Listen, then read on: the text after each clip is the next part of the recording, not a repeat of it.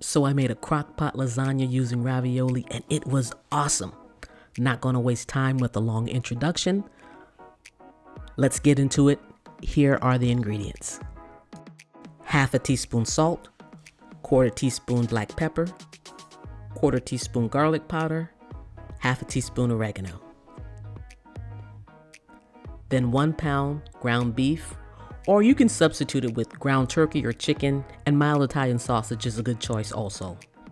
1 cup of white onion diced, 24 ounces of your favorite marinara sauce, 25 ounces of your favorite frozen ravioli.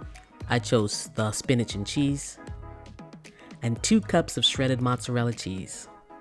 I then grabbed a pan, added the ground beef, the diced onions, and then sprinkled in the salt, black pepper, garlic powder, and dried oregano.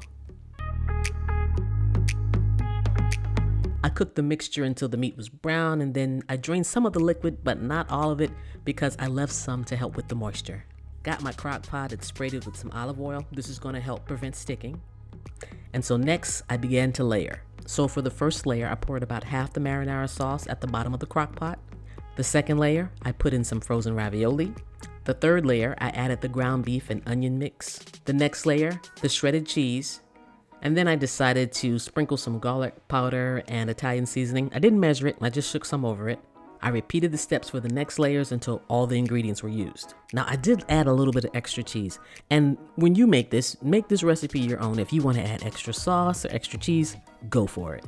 I put the top on the crock pot and set it to cook on low. And I'm gonna cook this for 4 hours. Then I went about my day doing other things like riding my scooter through the neighborhood and getting some fresh air. And then when it was ready, crock-pot ravioli lasagna. Now you're supposed to turn it off and wait 10 minutes before serving, but this thing had the house smelling so good. As you can see, I just dug right in. In this shot, you can see the layers of goodness. I served mine with salad, and I did make some garlic bread, but I wasn't paying attention and I burned it. But anyway, this was so good. Give it a try. Thanks for watching, and God bless.